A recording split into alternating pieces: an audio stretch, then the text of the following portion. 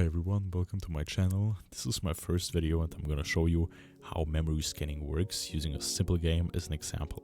I'm still learning and documenting everything on this channel here, so there will be plenty more tutorials coming soon. If you're into hacking, I would highly recommend you to subscribe to don't miss any video. Let's dive into this video. Step 1. Select the target.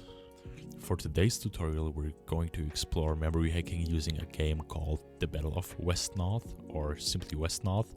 It's a free open source game that doesn't have any anti-cheat systems, making it a perfect target for our experiment. We'll be focusing on the version 1.14.9. To get started, you'll just need to install the game with this command using your command prompt.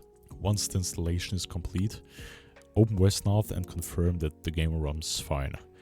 Then make sure your game runs in a windowed, and finally run the tutorial mission to understand how the game works. So the next step is to identify. Now the goal of this tutorial is to change the amount of gold you'll have in this game. Gold is the main currency used to buy units, and more gold means more troops. So we're using a tool called Cheat Engine to modify the game's memory and change that value. Gold is earned while playing scenarios, so we need to create one. To do that, select single player and then local game, leave the default settings and start the game.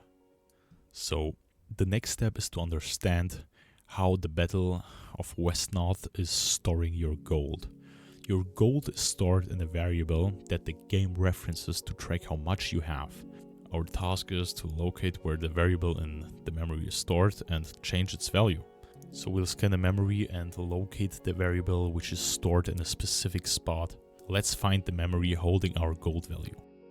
Open up Cheat Engine and attach the Wesnoth game process. In Cheat Engine, click the icon that looks like a computer with a magnifying glass in the top left corner. A window will appear asking you to select Wesnoth process. Go ahead and pick that.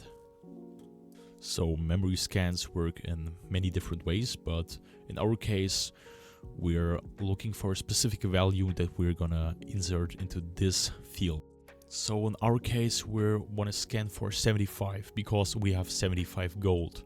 So this is the value we're gonna insert into this value box here.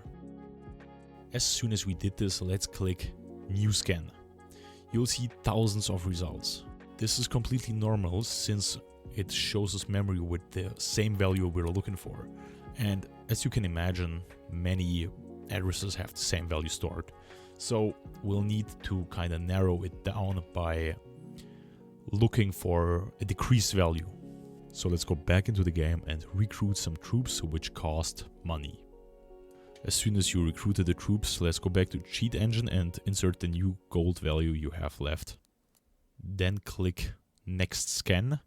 And now we're having only one result, which is great. So the next step is to change the value. Once we've located the correct value, we can change it. In Cheat Engine, double click on the result to move it to the bottom box. This will allow us to edit the value stored in that memory address. Double click the value itself and the prompt will appear asking for the new value.